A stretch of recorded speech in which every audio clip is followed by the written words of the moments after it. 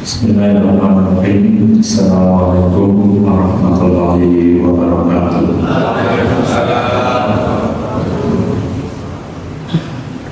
Alhamdulillahirabbil alamin. Alladzi arsala rasulahu bil huda wa dinil haq lidiyudhhirahu 'alal kulli wa kafa billahi shahidan. Asyhadu an la ilaha illallah wa asyhadu anna Muhammadan abduhu wa rasuluh. Allahumma shalli ala Muhammad wa ala ali Muhammad.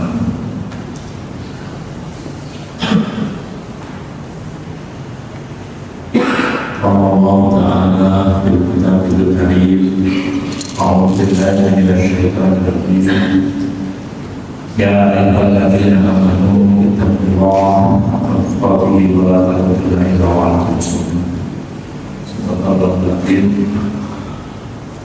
Bapak, Ibu, saudara yang kami hormati, Bapak Kepala Kedatangan Surabaya, yang kami hormati Bapak Kepala Subbagian Tata Usaha, yang kami hormati sahabat-sahabat guru semua, jamaah sholat zuhur yang insya Allah sama-sama berharap mendapatkan rahmatnya Allah Subhanahu wa Ta'ala.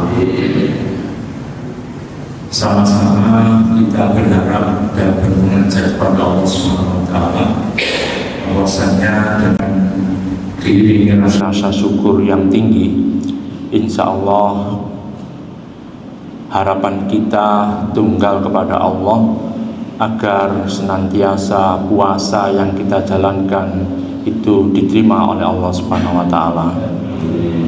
Bukan hanya itu, ekspektasi yang tinggi, doa-doa kita selama di bulan Ramadan itu juga didengar serta dikabulkan oleh Allah Subhanahu wa Ta'ala.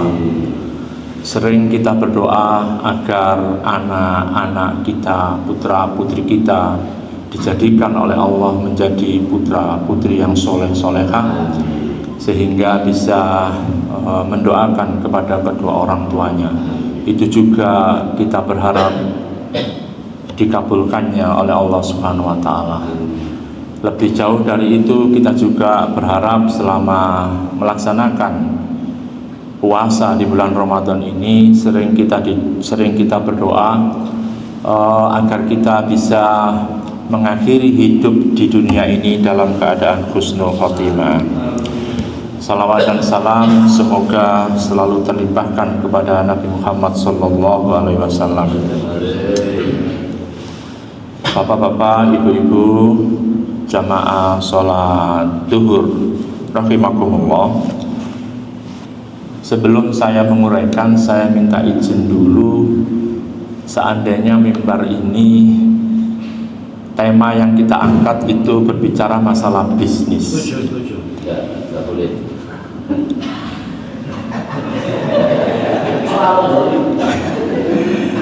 Karena mimbar ini mimbar yang mulia dan ini mimbar yang terhormat, maka apabila di luar konteks Ramadan, saya minta izin dulu. Boleh. Diperkenankan baik-baik. Insya Allah kali ini saya akan mencoba menguraikan tentang bisnis dengan judul bisnis yang insya Allah tidak akan merugi. Melihat dari judul ini, insya Allah menjadi sebuah kajian yang menarik di tengah-tengah suasana perdagangan.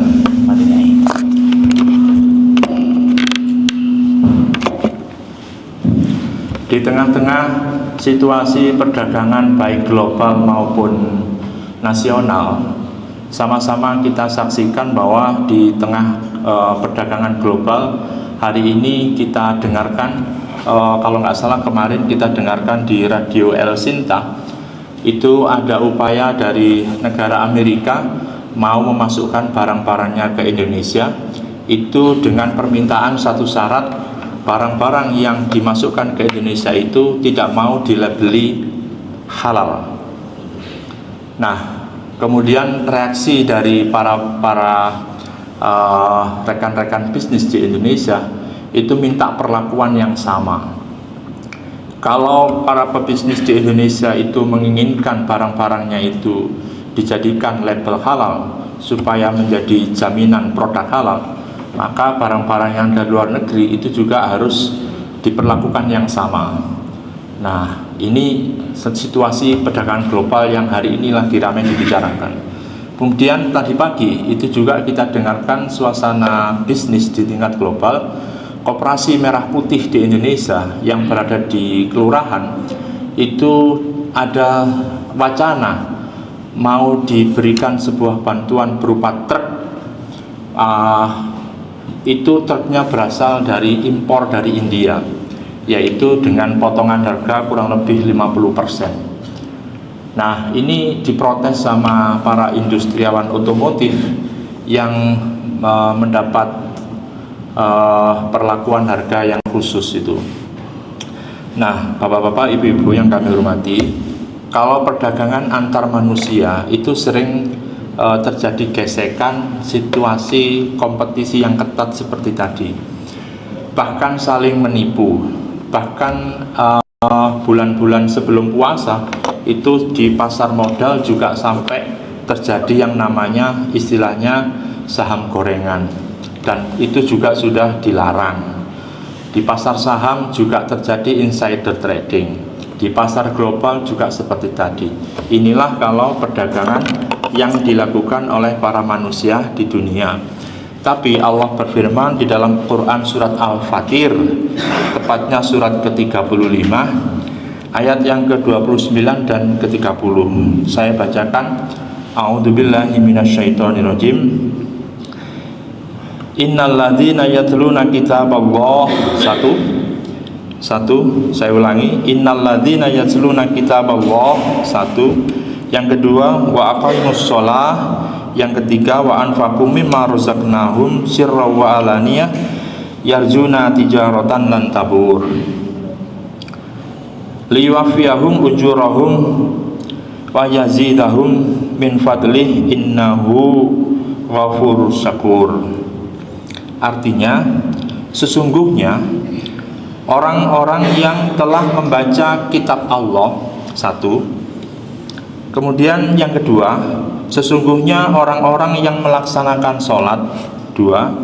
Dan yang ketiga, sesungguhnya orang-orang yang menginfakkan sebagian rezekinya, baik itu diinfakkan secara diam-diam maupun diinfakkan secara terang-terangan, sesungguhnya mereka itu mengharapkan perniagaan urusan yang sesungguhnya tidak akan merugi.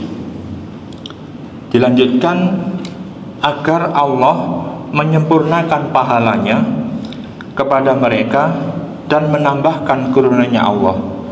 Sungguh Allah Maha Pengampun serta Maha Mensyukuri.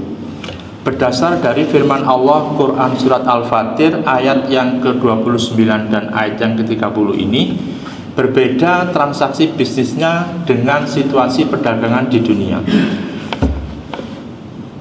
Kalau kita melakukan komoditas perdagangan dengan Allah, maka yang pertama Allah memberi sebuah jaminan, ada informasi perniagaan yang sesungguhnya tidak akan merugi. Bahkan keuntungannya itu bisa dirasakan di dunia, bahkan sampai di akhirat. Apa itu perdagangan yang bisa menguntungkan di dunia maupun sampai di akhirat kelak? Yang pertama adalah yaitu membaca Al-Quran. Kalau kita uraikan, ternyata Al-Quran itu adalah merupakan sebuah mukjizat. Berbeda mukjizatnya Nabi Muhammad dengan nabi-nabi sebelumnya. Kalau nabi-nabi sebelumnya, sebut saja Nabi Musa, maka yang menikmati daripada mukjizat itu adalah nabinya, sedangkan umatnya itu mendapatkan manfaatnya. Tapi Nabi Muhammad, kalau Al-Quran itu disebut mukjizat, itu umatnya Nabi Muhammad juga menikmati dan merasa manfaatnya dari Al-Quran itu. Itu dari sisi kebendaannya, dari sisi fisiknya. Ini saja sudah mendapatkan keuntungan, hadirin. Apalagi firman Allah ini mengatakan bahwasanya membaca. Kalau membaca Al-Quran disebutkan dalam sebuah hadis, Alif Lam Mim itu tidak merupakan satu huruf, tapi melainkan terdiri dari 3 Alif Lam Mim, di mana satu huruf itu mengandung sebuah 10 kebaikan. Kalau dibaca Alif Lam Mim itu mendapatkan 30 kebaikan.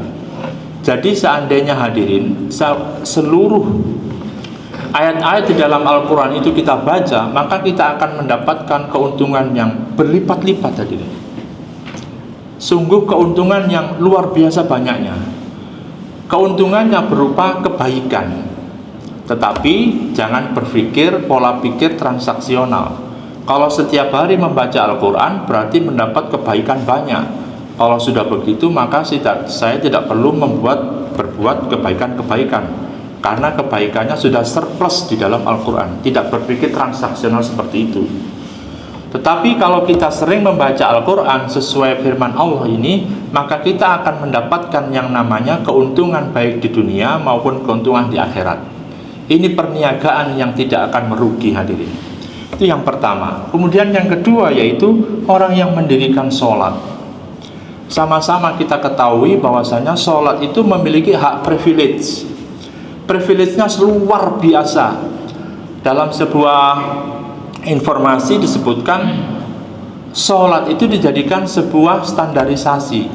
Apabila sholatnya baik, ketika nanti di akhirat dihisab sholatnya baik, maka amal perbuatan yang lain itu dianggap baik. Bahkan tidak perlu amal yang lain dilihat, cukup sholatnya saja.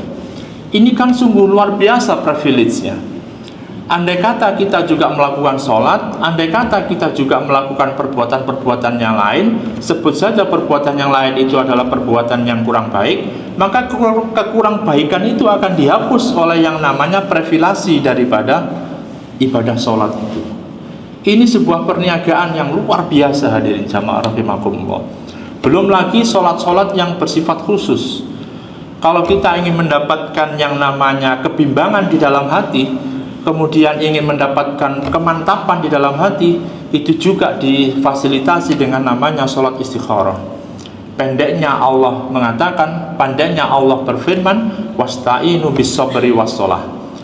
Selesaikanlah semua persoalanmu dengan minta pertolongan kepada Allah dengan sabar dan sholat. Ini luar biasa hadirin. Sebuah perniagaan, komoditasnya membaca Al-Quran, kemudian komoditasnya berupa sholat. Dan yang ketiga hadirin adalah berupa berinfak. Nah, ketika berinfak ini hadirin jamaah rahimakumullah, baik sedekah maupun zakat, ini adalah merupakan harta yang dititipkan Allah kepada kita. Jangan lupa harta yang ada pada kita itu sebagiannya milik orang lain. Makanya perintahnya Allah adalah tolong keluarkan, infakkan, sedekahkan, baik yang sembunyi-sembunyi maupun terang-terangan. Hadirin jamaah rahimakumullah, ada sebuah cerita kisah. Kisah ini ditulis bahkan dimasukkan dalam sebuah majalah Forbes, bahkan juga dimasukkan dalam majalah Time, kurang lebih medio 2010. Ada seorang pengusaha, ada seorang yang bernama Chen Susu. Chen Susu ini adalah seorang pedagang sayur, atau di sini dikenal dengan istilah melijo. Do you know melijo?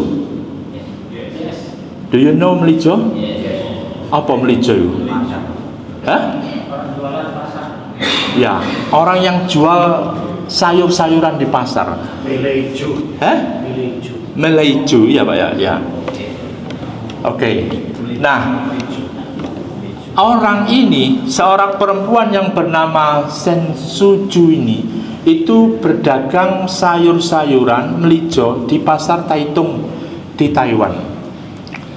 Perolehan satu harinya hadirin jamaah rahimakumullah, perolehan satu harinya itu kurang lebih dicatat di majalah Forbes-nya itu kurang lebih 230 dolar Taiwan.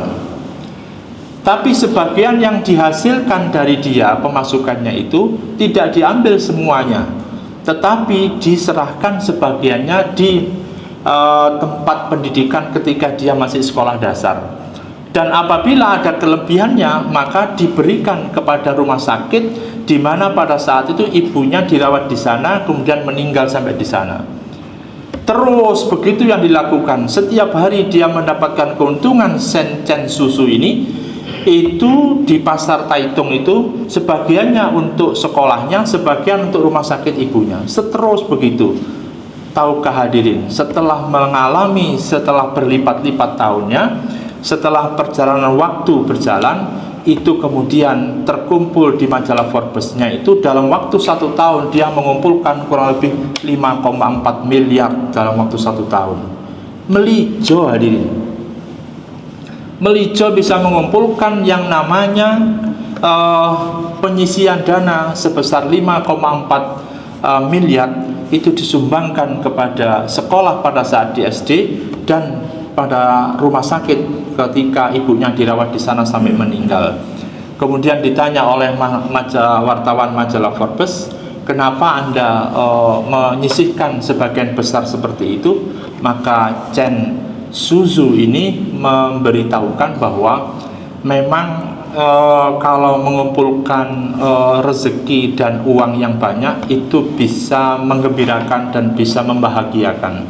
Tetapi saya lebih bahagia manakala bisa membantu banyak orang. Sehingga Chen Suzu kehidupannya adalah bersama orang tuanya itu dalam keadaan penuh kesederhanaan. Saking sederhananya hadirin jamaah rahimakumullah, setiap tahun majalah Forbes itu memberi sebutan beliau adalah The Hero of Philanthropy yang diberikan kepada seorang melijo dari Taiwan.